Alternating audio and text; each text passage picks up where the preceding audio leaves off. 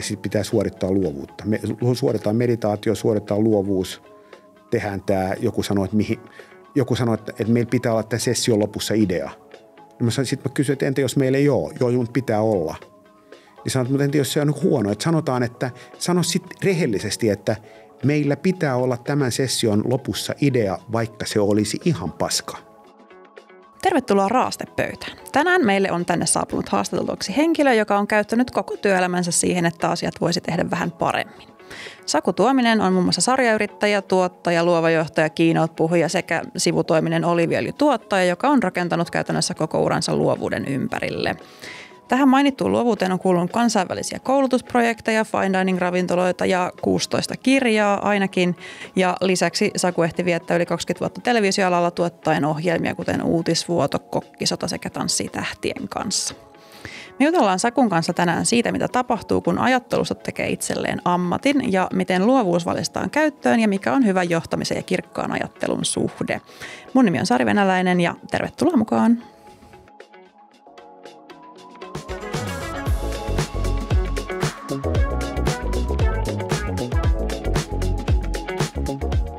Niin, Saku, tervetuloa Raastepöytään. Kiitos kutsusta.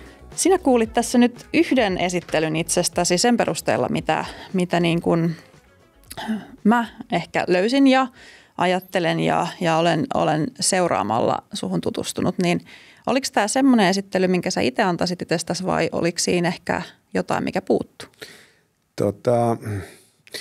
No jos aloitetaan nyt niin kuin jollain tavalla epäkohteliaasti siitä, mitä mä inhosin, niin mä inhoan sanaa sarjayrittäjä. Se on musta niin kuin aivan sietämätön sana ja mä en ole koskaan identifioinut itseäni sarjayrittäjäksi. Että mä en pidä siitä ajatuksesta, koska se on vähän sen kaltainen myös, että niin kuin tunnistetaan niin kuin mahdollisuuksia, yritetään, sitten myydään, sitten taas yritetään. Se ei ole ollenkaan. Mä oon enemmän niin kuin vähän tietyllä tavalla niin kuin tuulella käyvä, että haluan elää niin kuin värikkäin ja hyvän elämän, tehdä erityyppisiä asioita. Ja joskus siihen kuuluu firma ja joskus ei kuulu firmaa. Että mä oon mielellään yrittäjä, mutta mä en halua olla sarjayrittäjä. Se on musta niin kuin, se ei tunnu ollenkaan omalta.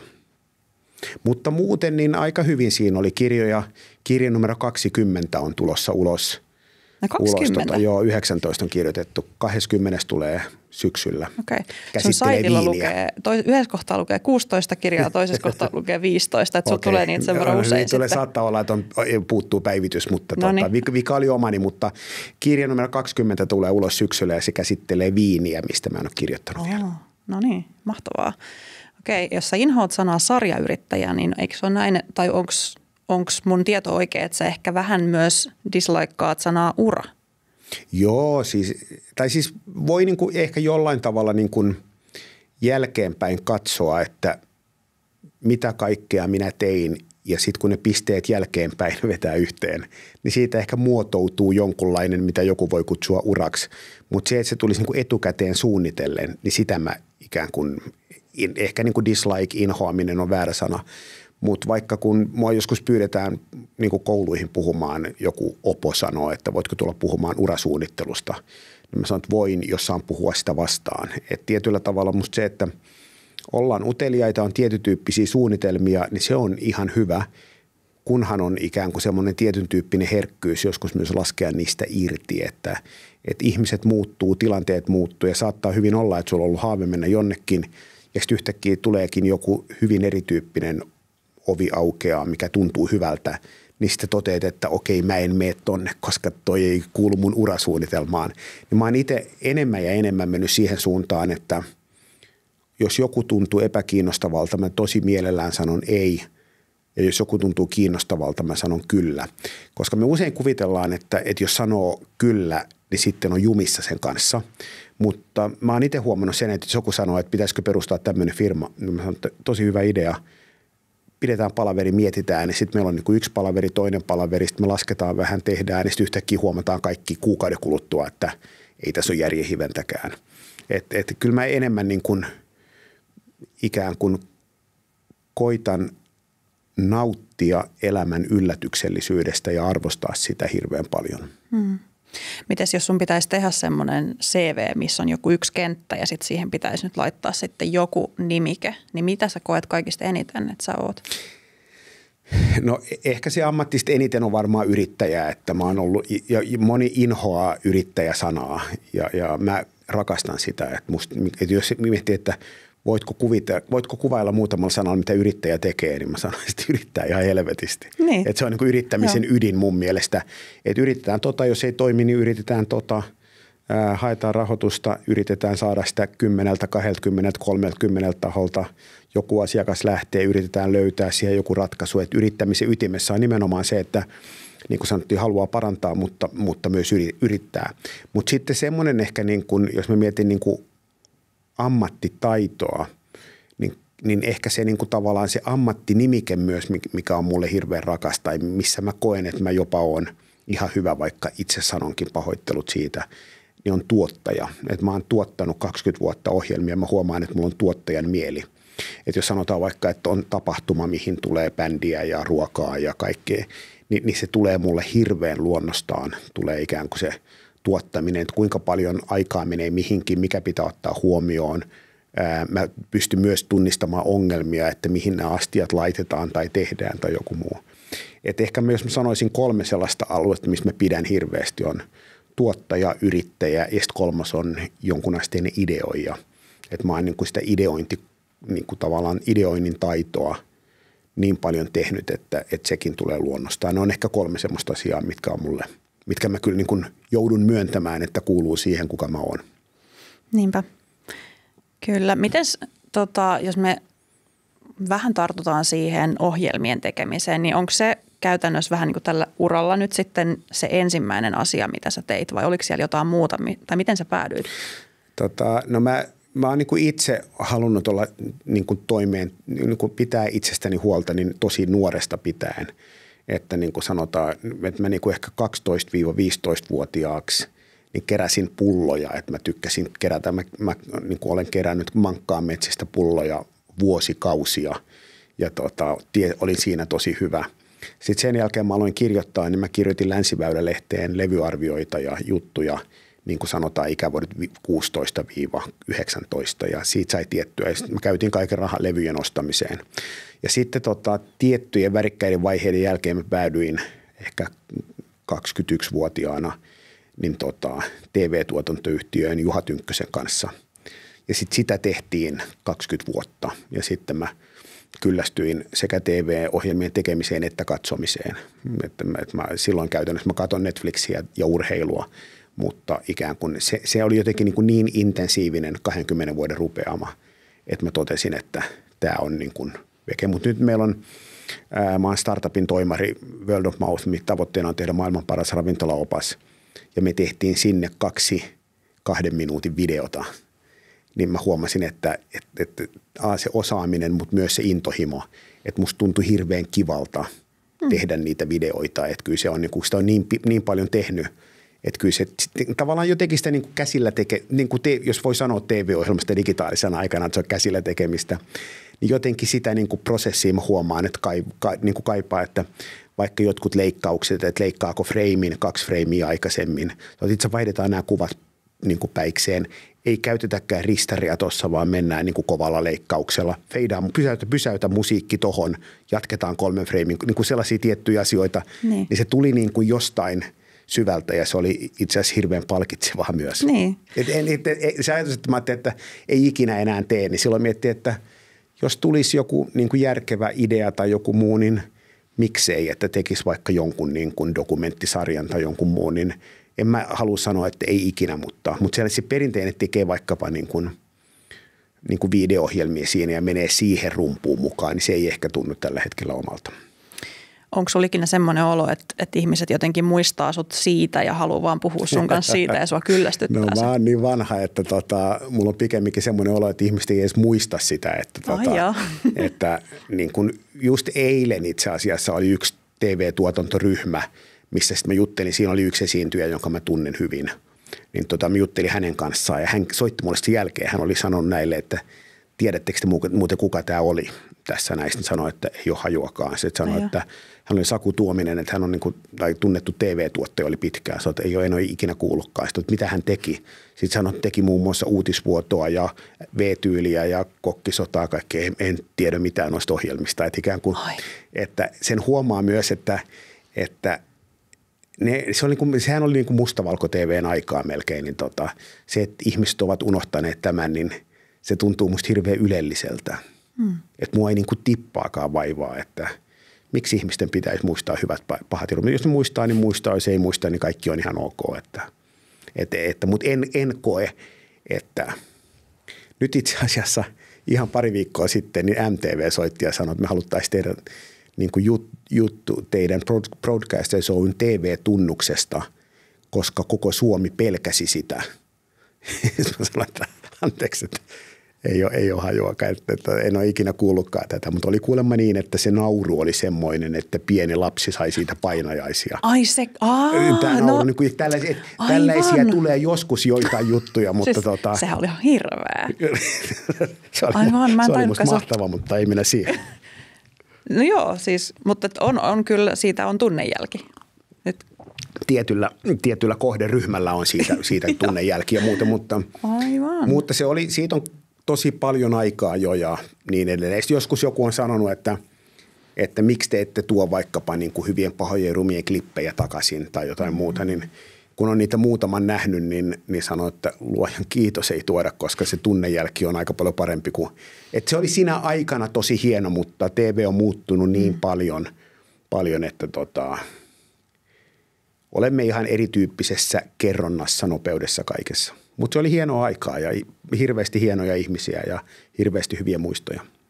Mutta mä oon ehkä luonteelta enemmän myös sellainen, että en pidä nostalgiasta lainkaan. En pidä niin kuin comebackin tekevistä bändeistä tai comebackin tekevistä sarjoista tai muusta. Mä en ole niin kuin, ja mä itse asiassa kuuntelenkin, mä rakastan musiikkia, mutta mä kuuntelen tosi vähän ikään kuin sellaista niin kuin sukupolvimusiikkia, mitä oli 80-luvulla tai muuta. Mieluummin kuuntelen hyvin niin kuin erityyppistä uutta musiikkia. Se on, jostain syystä se on niin kuin mun luonne.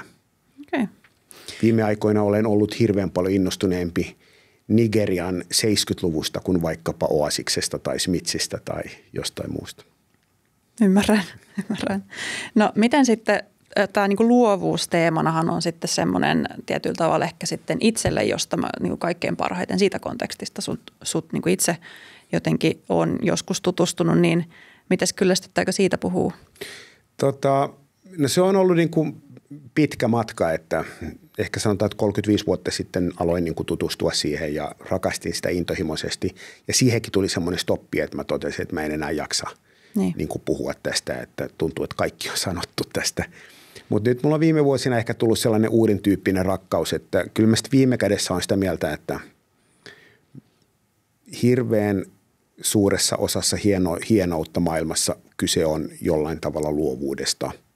Että luovuus tarkoittaa mulle niin kuin, mun oma määritelmä luovuudesta on eri tavalla paremmin, että sä ikään kuin löydät uusia tapoja tehdä asioita ja se voi hyvin olla niin kuin yllättää puoliso tai maustaa ruokaa tai viedä lapsia harrastuksiin tai ärsyttää tai mikä tahansa, mutta että ikään kuin siellä löytyy tavallaan semmoinen niin kuin ikään kuin ongelmanratkaisukyky, joka on niin kuin innostunut, että ei tehdäkään näin, vaan tehdään näin.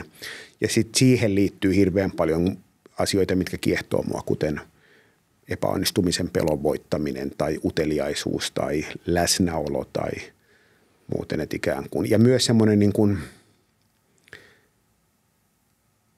omista ajatuksista irti laskeminen, että tietyllä tavalla se ajatus, että minä tiedän paremmin, ja se jollain tavalla sekin on niin kuin luovuudelle vieras ajatus, että luovuus on se, että on ikään kuin kykenee aika puhtaalta pöydältä kuulemaan ihmisten ajatuksia. Et esimerkiksi jos otetaan neuvotteluhuone, missä on 8 ihmistä ja siellä on niin kuin ne 3, mitkä on aina äänessä, kuten minä joskus, ehkä liian usein, mutta ikään kuin siihen kuuluu se, että sitten siellä on se yksi hiljaisempi ihminen, joka sanoo, että entä jos me tehdään näin ja kukaan ei kiinnitä huomiota, niin se, että ikään kuin kykenet poimimaan siellä ja sanoo, että anteeksi, mitä sanoit? Ja tämä sitten sanoo, että toihan on itse asiassa niin kuin kiehtova ajatus. Että luovuuteen kuuluu semmoinen niin kuin musta jotenkin kyky tunnistaa raikas ajatus. Ja se on mulle niin kuin tosi hieno juttu. Musta toi on jotenkin tosi kaunis tapa sanottaa että mä oon itse törmännyt tässä viime aikoina aika paljon sellaiseen, että niin kuin tämmöisiin markkinoijiin, jotka niin kuin aika nopeasti rupeaa jotenkin siinä kertomaan itsestään sellaista, että mä en muuten ole yhtään sit luova. Että mä oon enemmän semmoinen niin kuin tekninen markkinoija tai että mä niin kuin toteutan vaikka jotain niin kuin teknisesti näitä kampanjoita tai muuta tämmöistä. Että en muuten ole yhtään luova. Ja sitten niin kuin tietenkin siinä käydään niin kuin ehkä ton tyyppinen keskustelu aika useasti, että no, että onko se, niin kuin, että mitä sä oikeastaan tarkoitat sillä luovuudella. Niin toi on jotenkin, siis on hirveätä, että jotenkin niin valitettavaa, että ehkä siinä ajatellaan, että no, että se luovuus tarkoittaa vaikka sitä, koska me tehdään jonkun hyvän visun tähän juttuun, mikä on aika ehkä väärä tapa jotenkin musta ehkä lähestyä sitä, että tämä niin kuin. Niin siis niin kuin se, että ihminen on töissä mainostoimistossa ei tarkoita, että hän on luova esimerkiksi, tai että ihminen on taiteilija, niin sekään ei mun kirjoissa välttämättä, koska maailmassa on taiteilijoita, mitkä on hirveän taitavia niin kuin tekemään, mutta siinä ei ole mitään, mikä olisi millään tavalla uutta. Ja sitten saattaa olla putkimies tai joku muu, joka on hirveän luova, joka ikään kuin löytää uuden tyyppisen ratkaisun. Et mulle se on tietyn tyyppinen niin kuin eri tavalla tekemisen ilo niin kuin uuden löytämisen ilo, halu mennä tutkimattomille alueille ja niin ne on mulle sellaisia niin kuin ytimiä. Ne ei ole millään tavalla toimialasidonnaisia, että kotiäiti tai kapellimestari, kotiäiti tai säveltäjä, niin kumpi on luovempi, niin riippuu siitä, miten he suhtautuu elämään. Joo, niinpä. Onko sellaista olemassa kuin ei-luova ihminen sun mielestä? Mä luulen, että lähtökohtaisesti luovuus on niin kuin ihmisyyden ydin. Että me halutaan niin kuin etsiä tapoja, me halutaan ratkaista ongelmia. Se on se, mikä ikään kuin hirveän palkitsevaa. Että mä luulen, että ihminen, joka elää sellaista elämää, missä hän kokee voivansa ratkaista ongelmia, niin voi aika hyvin. Niin. Näin pääsääntöisesti. Jolloin mä uskon, että se kuuluu hirveän keskeisenä osana ihmisyyteen. Mutta onko se mahdollista kadottaa, niin vastaus on niin kuin kyllä.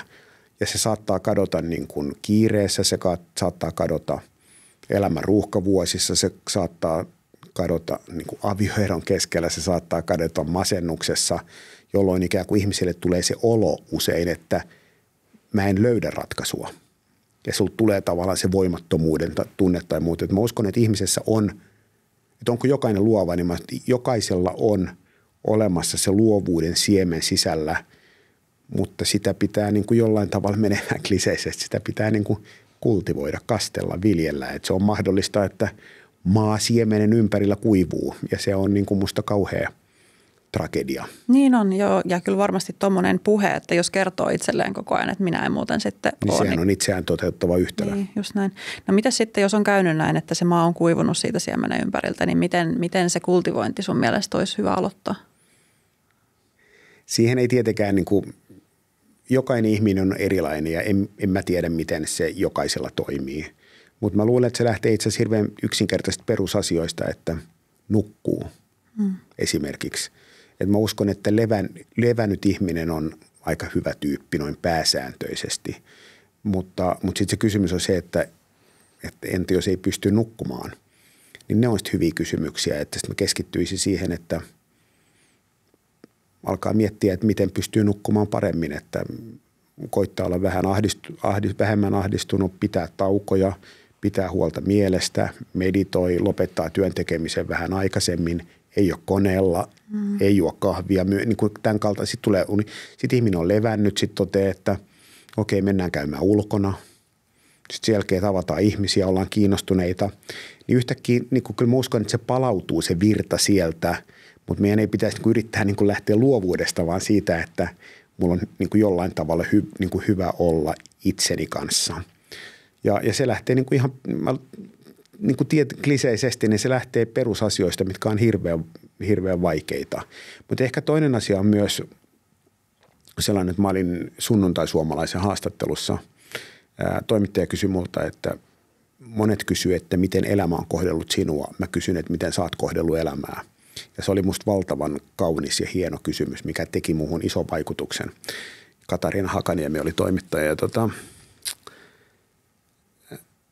jollain tavalla se varmaan ajatus myös siinä luovuudessa tai sellaisessa sen kadottamisessa, niin se, että jos me kyettäisiin ihan vähän siirtämään fokusta itsestämme muihin, että ikään kuin miten mä oon kohdellut sinua, miten mä oon kohdellut ihmisiä, ketä mä kohtaan, mitä mä oon tuonut neuvotteluhuoneessa. Kun usein sanotaan, että se on niin ärsyttävä tyyppi, eikö vaan, tai se ei kuuntele ikinä tai muuten, niin se on aina hirveän hyvä niin kuin semmoinen cue, missä voi kysyä niin kuin muistutus itselle, että onko mä ärsyttävä, miten mä toimin, kuuntelenko mä ja niin edelleen. Mä luulen, että hirveän usein, kun meillä on joku ihminen tai joku muu, joka ärsyttää, niin se ärsyttää meitä sen takia, että itse asiassa me olemme itse juuri sellaisia ja me niin kuin tunnistetaan se.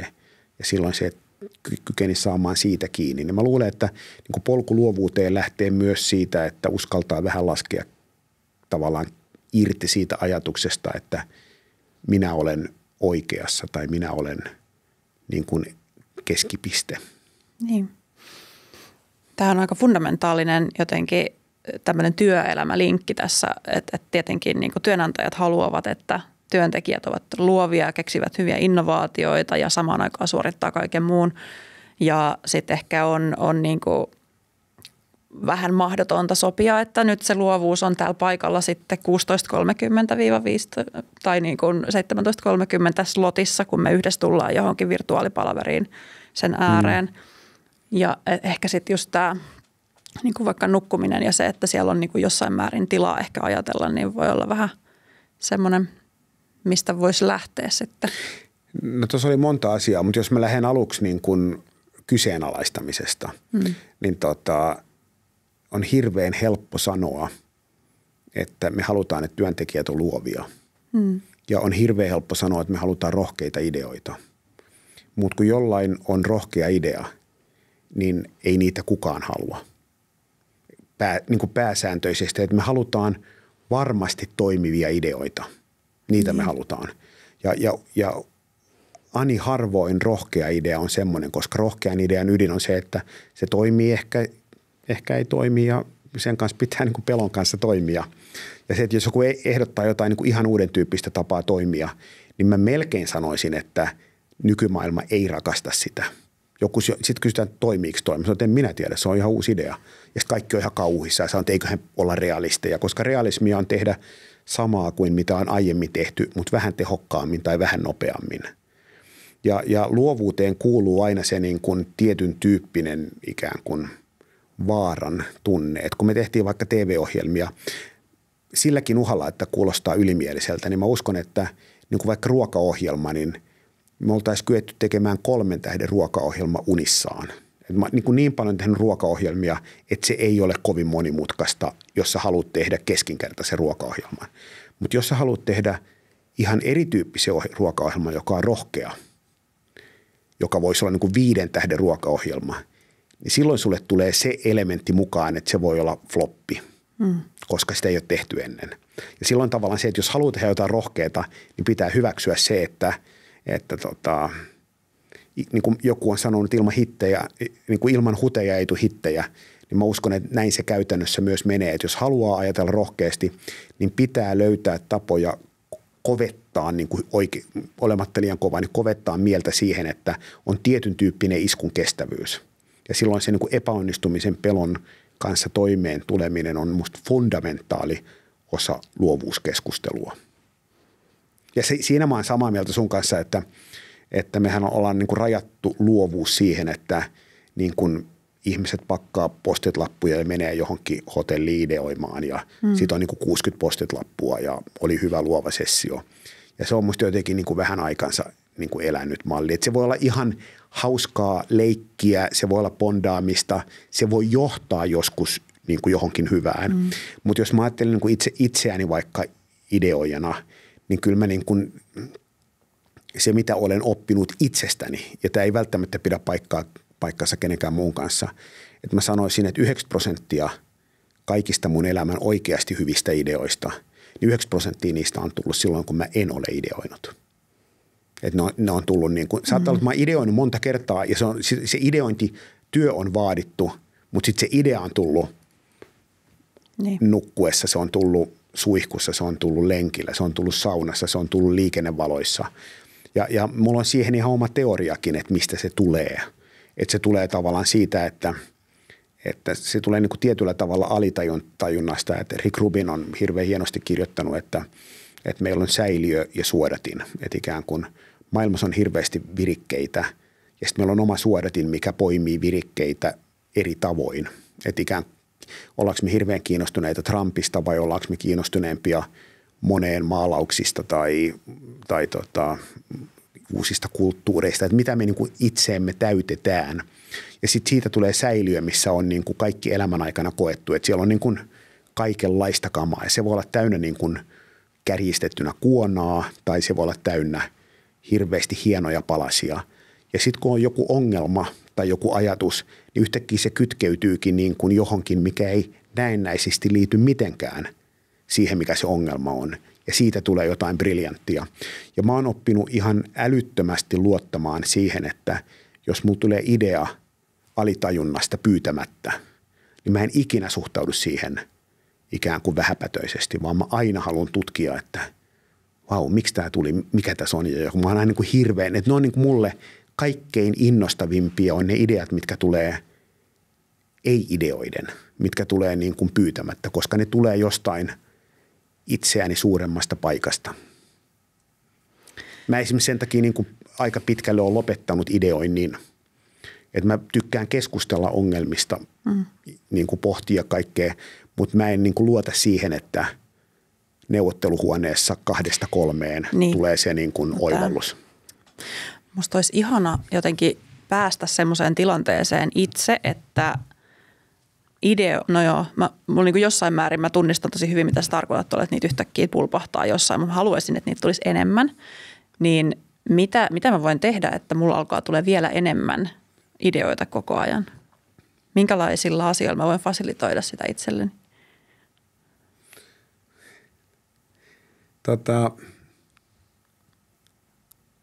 Mutta entä jos niitä ei pidä tulla enempää? Mutta jos mä haluaisin.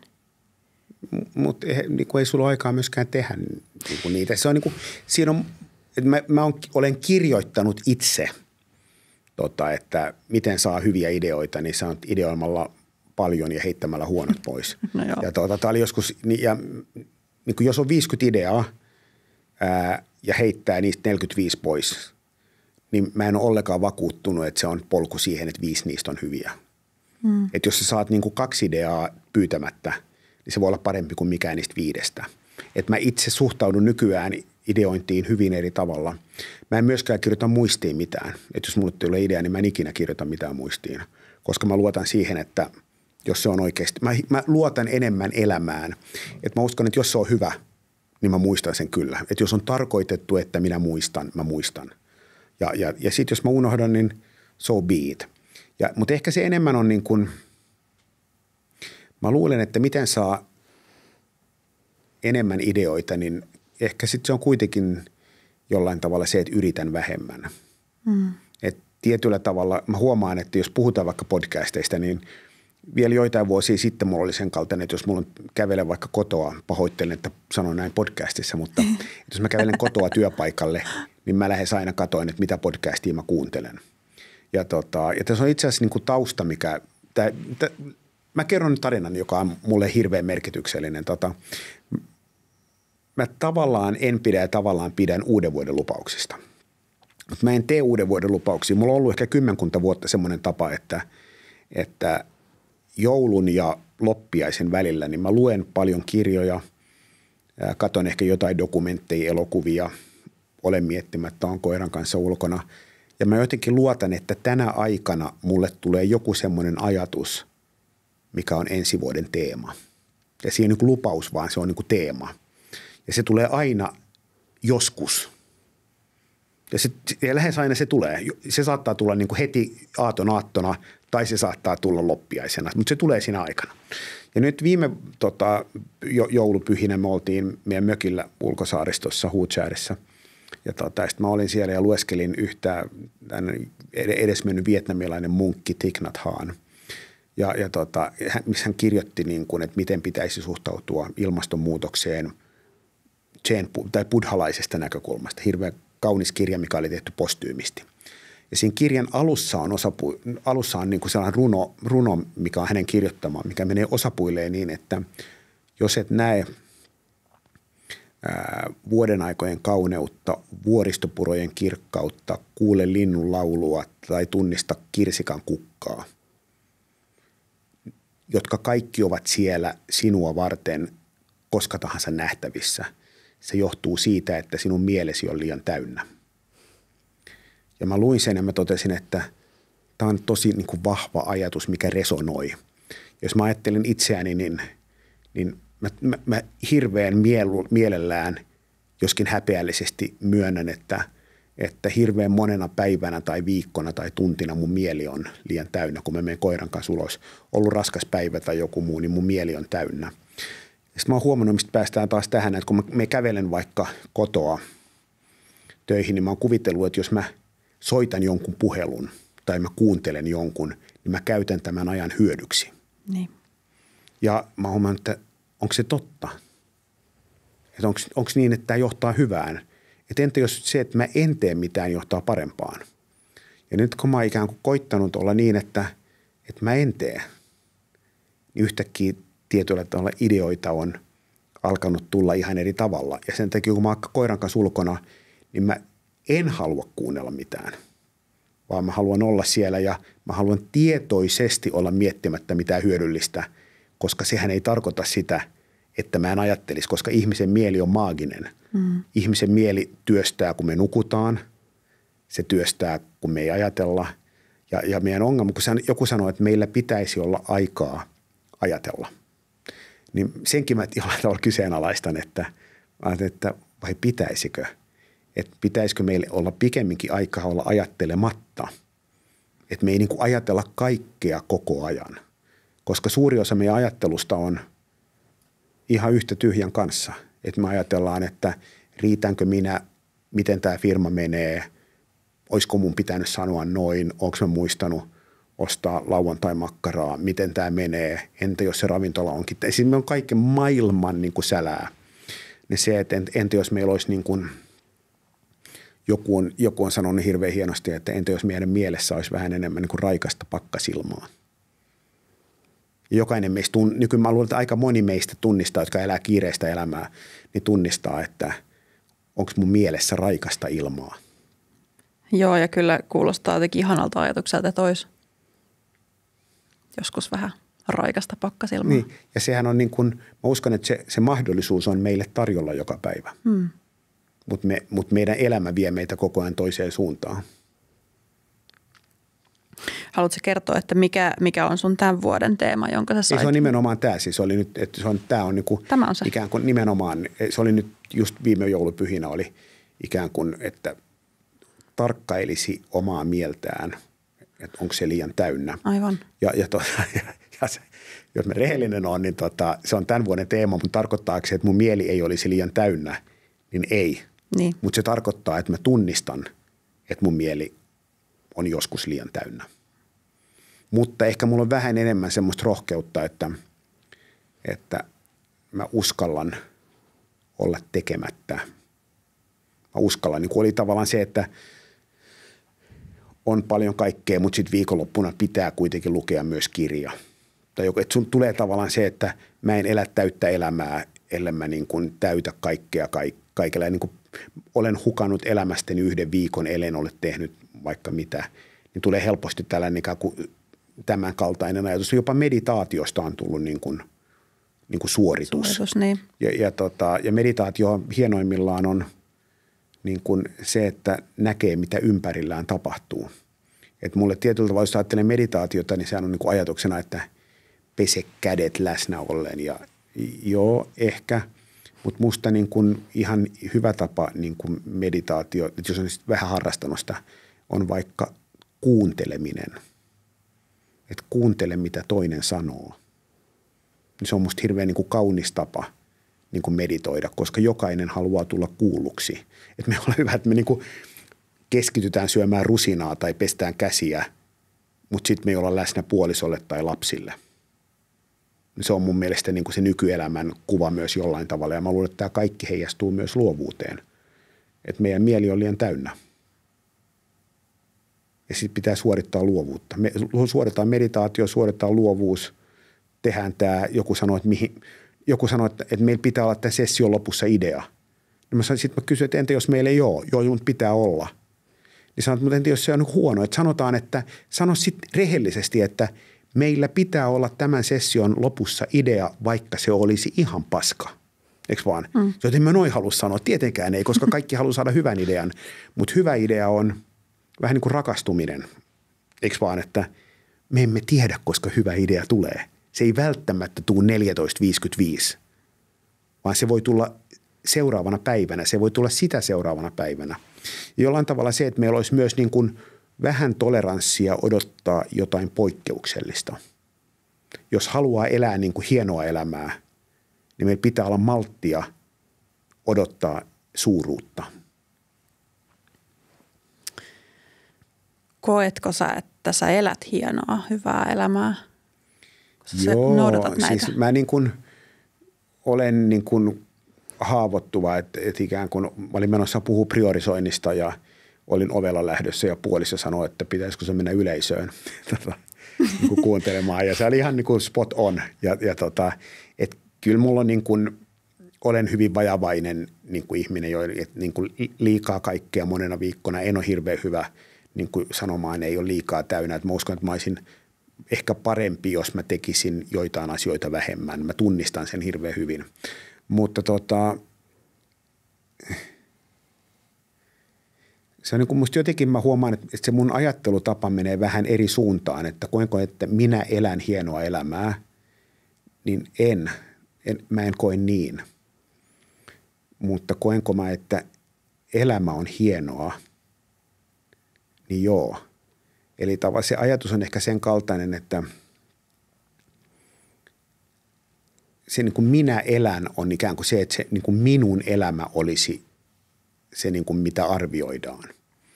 Ja mua enemmän kiinnostaa se, että mitä kaikkea täällä on. Että niin kuin on puut ja linnut ja tapahtuu ja nousuvesi, laskuvesi ja tapahtuu ja tekoäly tekee tätä ja keksitään uusia makuja. Niin ikään kuin se, että mä olisin pikemminkin niin kuin utelias ja kiitollinen siitä, mitä kaikkea täällä on. Että se niin kuin, ikään kuin minun osuus siinä on niin kuin olla utelias, kiitollinen ja koittaa parantaa asioita enemmän kuin se, että niin kuin joku sanoo, että minä haluan tehdä omasta elämästäni taideteoksen. Niin mä jotenkin huomaan, että mua enemmän resonoi semmoinen ajatus, että mä haluan elää sellaista elämää, että mä näen elämän taideteoksena kenen tahansa elämän.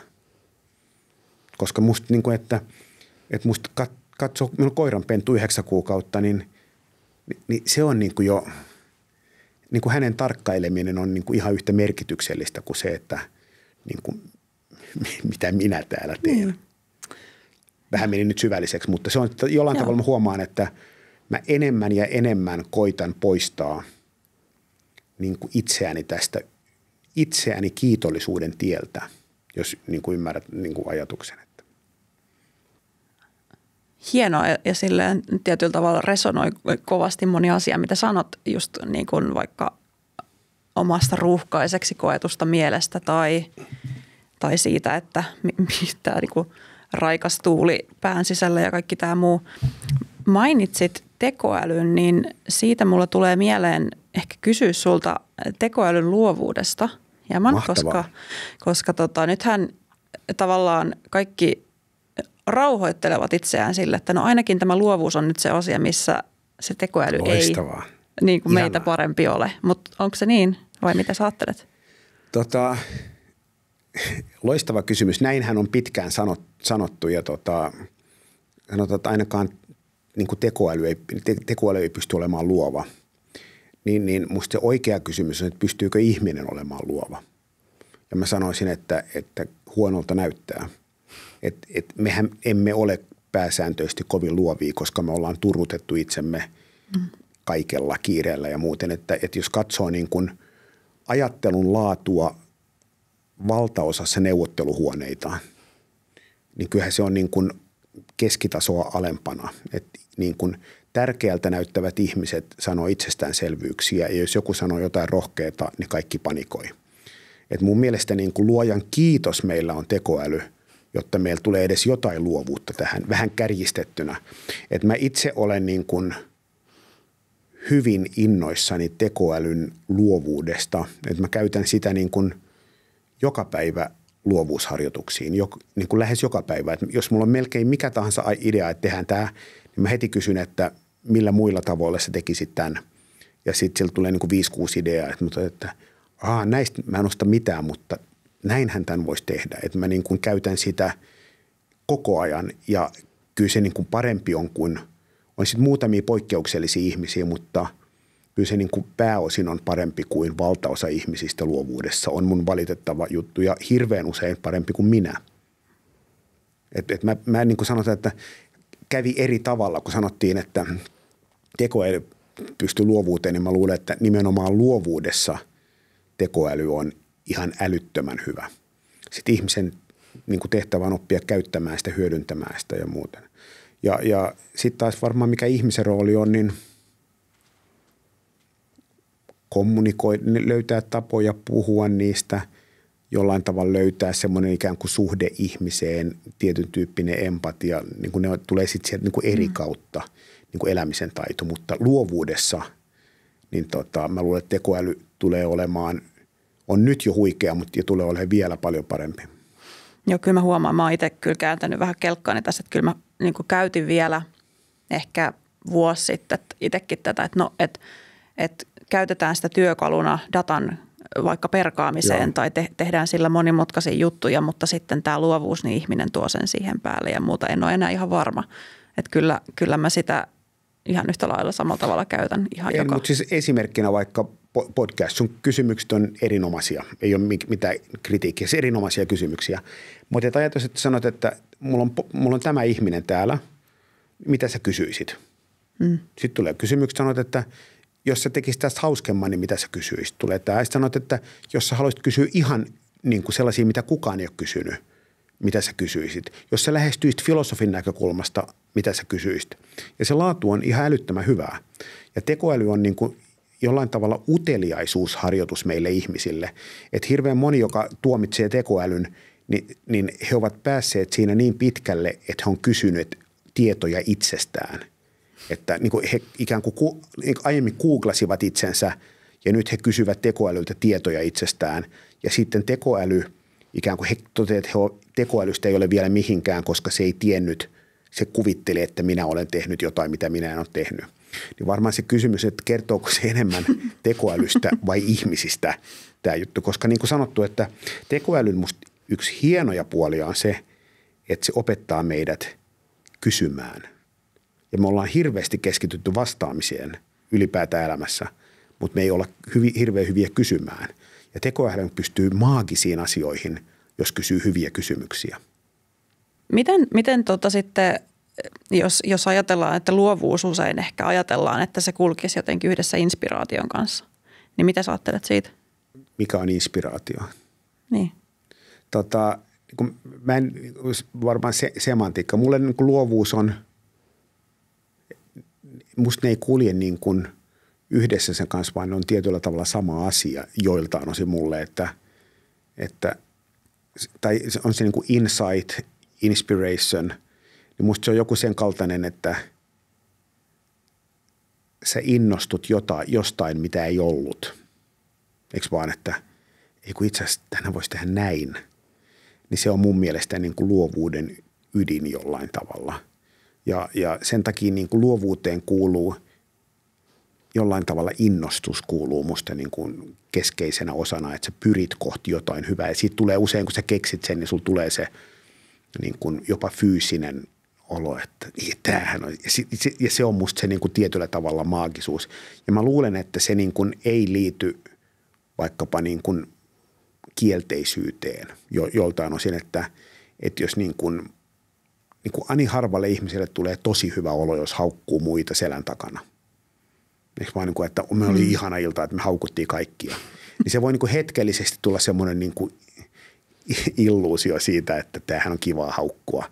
mutta melkein kaikille tulee niin kuin sit jälkeenpäin niin kuin huono fiilis. Ja mulle luovuus on jollain tavalla niin kuin ytimeltään puhdas, että siinä pyritään kohti parempaa. Mutta sitten toisaalta luovuuden ydin on myös se, että mikä on parempaa, on hyvin yksilöllistä. Että sulla saattaa niin kuin Trump saattaa pyrkiä kohti parempaa ja jos hän keksii jonkun idean, niin se voi tietyllä tavalla olla hänen maailmassaan luova. Että jollain tavalla se esimerkiksi, että niin kuin ostetaan Grönlanti, niin sehän on niin kuin jollain tavalla luova ajatus. Tai että niin kuin Kanada ei ole maa. Niin että siinä ollaan niin kuin jollain tavalla ja samalla tavalla niin kuin sarjamurhaaja tai terroristi tai joku muu, jos he keksii uusia tapoja toimia, niin sehän on luovuutta myös, että, ja siinä on halu tehdä asioita paremmin, mutta se on heidän omasta näkökulmasta. Luovuus on aina suhteessa siihen, että mitä minä haluan. Se on sitä kautta niin kuin subjektiivinen ajatus myös.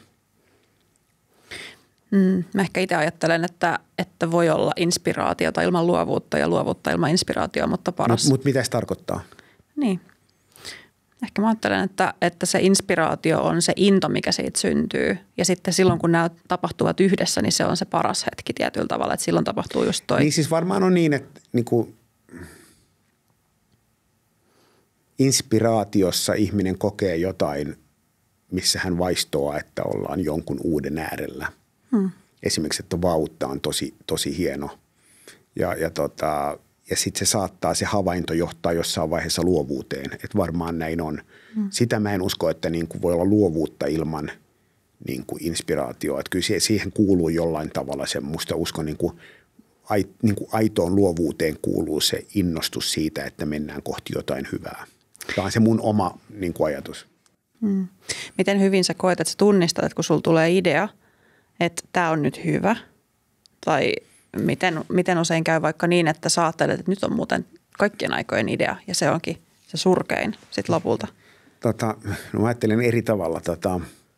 Mun mielestä hyvän idean tunnistaa tosi helposti, ei se ole vaikeaa. Millä tavalla tunnistaa hyvän makuisen ruuan tai hyvän makuisen viinin tai mikä ikinä onkaan, niin tunnistaa siltä, että se maistuu hyvältä. Hyvä idea tuntuu hyvältä. Mutta sitten se kysymys on se, että kun me sanotaan, että mistä tunnistaa hyvän idean, niin mehän ei kysytä sitä, että mistä tunnistaa hyvän idean, vaan me kysytään, että mistä tunnistaa idean, mikä toimii. Niin. Ja se onkin eri kysymys, koska maailmassa on hirveän paljon hyviä ideoita, mitkä ei toiminut. Sitten maailmassa on hirveän paljon keskinkertaisia ideoita, mitkä toimii tosi hyvin. Jolloin ne on kaksi eri asiaa. Että mä sanon, että tämä on loistava idea. Joku toimiiko se, en minä tiedä, mutta on loistava idea. Ja mä enemmän niin kuin tavallaan, musta idea voi olla ihan sairaan hyvä, joka ei toimi lainkaan. Koska mulle se ikään kuin lopputulema ja idean laatu ei ole yksi ja sama asia. Koska voi hyvin olla niin, että idea on ihan erinomainen, mutta se on toteutettu väärin. Ajankohta on jollain tavalla väärä. Niin. Tai mikä tahansa, että voi olla miljoonia syitä, miksi briljantti idea ei toimi. Ja sitten maailma on täynnä ihmisiä, joka sanoo, että sehän oli huono idea. Ja mä sanon, että ei kun se oli hyvä idea, mutta jostain syystä se ei toiminut. Niin. Ja se on erityyppinen tapa ajatella. Musta toi on samaan aikaan hirveä ja lohdullinen ajatus. Miksi se on hirveä? No jotenkin niin kuin kurja ajatella, että loistavat ideat ei välttämättä toimi, että ne menis niin kuin hukkaan, mutta samalla se on musta tosi lohdullista. Että ei se vaan sitä aina. Mutta sekin on vielä sit se, että miksi ne menis hukkaan. Että jos mä itse mietin myös sitä, että on ollut joku niin kuin hirveän niin kuin omasta mielestäni hyvä idea, mikä ei ole toiminut, niin mä sanoisin, että juuri koskaan se ei mennyt hukkaan, koska ne on niin kuin hienoimpia kasvun paikkoja. Että mä uskon, että kun ollaan jonkun hienon äärellä, joka ei toimi, niin silloin noustaan uudelle tasolle. Silloin tulee uusi vuosirengas ihmiseen tai joku muu. Että mä luulen, että tavallaan näissä asioissa, missä yritetään tehdä hienoja ja ei toimi, niin ne on niitä hetkiä, mistä elämässä on kyse. Niinpä. Nyt olisi jäljellä lopetuskysymys. Jännittää jo nyt. Niin mä en tiedä, tämä on joko tosi helppo tai tosi vaikea, vähän riippuu. Että nyt jos sä mainitsit, sulle ei ole enää raivoa jäljellä, mutta onko sulla jäljellä mitään sellaisia mielipiteitä, mistä sä tiedät, että ne ei ole kauhean suosittuja? Semmoisia, että susta tuntuu vähän, että mä en tiedä, voitiko mä sanoa. On paljonkin ja monet niistä liittyy niin kuin työelämään. että kun on niin kuin firman toimitusjohtaja ja on rahoitusta ja kaikkea, niin tietyllä tavalla se niin kuin ikään kuin se työn tekemisen tapa on hirveän niin kuin kiehtova maailma. Ja mä tiedän itsestäni, että mä oon ihan hirveän ahkera. Mä teen töitä tosi paljon, melkein jokaisena päivänä vuodessa ja niin edelleen. Mutta jotenkin niin kuin uskotaan siihen, että tekemällä enemmän, niin saa enemmän aikaa. Se on se maailma, missä me edetään. Ja me edetään maailmaa, missä niin kuin grindaaminen on mahtava. Että ikään kuin mitä enemmän grindataan, niin sitä parempaan päädytään. Ja on mahdollista myös, että grindaamalla niin kuin pääsee niin kuin keskinkertaiseen. On tämmöinen vaihtoehto. Ja mä en puhu sen puolesta, että meidän pitäisi tehdä vähemmän. Mä en puhu myöskään niin kuin downgradeaamisen puolesta. Mutta mä uskon, että aitoa suuruutta hirveän usein yhdistää uskallus tehdä vähemmän. Ja se on sellainen mielipide, mitä nykymaailma ei rakasta. Ja tämä ei tarkoita niin kuin downshiftaamista, vaan se tarkoittaa sitä, että elämässä on raikasta pakkasilmaa. Sitä, että elämässä on niin kuin hölskyvyyttä. Että elämässä on uskallusta jättää tyhjiä koloja. Että mä en usko, että välttämättä parempi lopputulos tulee sillä, että jokainen hetki on täynnä. Musta se oli tosi hyvä vastaus tähän. Yllättävää. Yllätin itsenekin. Se oli hieno. Olipa hyvä, että ei kerrottu etukäteen sulle mitään kysymyksiä, etkä ollut myöskään kuunnellut tätä, niin et tiennyt, mikä se lopetuskysymys on. Kiitos ihan valtavasti, että tulit tänne raastepöytään ja ehkä kuuntelet. Mistä muuten tulee nimi raastepöytä? No siis se tulee siitä, että kun mä tein tosi paljon brändijuttuja 2018 ja silloin oli vielä olemassa Marmai ja mulla oli siellä semmoinen kolumnipaikka. Ja sille piti keksiä joku nimi, sillä kolumnilla oli pakko olla nimi. Ja sitten mä otin siihen raastepöytä sen takia, että mä käytin tosi paljon sellaista niin kuin storia, kun mä pidin workshoppeja vaikka asiakkaille, että suomalainen brändistrategia on Rosson raastepöytä. Että siellä on niin kuin kaalin seassa on ananas ja sitten siellä on rusina ja sitten se on vähän niin kuin epätyydyttävä, mutta sitten kaikki kuitenkin rakastaa sitä. Sitten siellä on aina ne kastikkeet, kaikilla on joku tunnejälki ja tätä on niin kuin suomalainen brändistrategia. Mutta se, mitä just äsken sanoin, niin on se, että onko, niin kuin, pitäisikö joskus uskaltaa tehdä vähemmän. Että tulisiko parempi raastepöytä, jos olisi vähän vähemmän joskus myös siellä? No ehkä joo, mutta että siitä tulee nimi raastepöytä. Oikein hyvä. Ja kiitos, että olet tullut raastepöytään. Kiitos. Ja bye!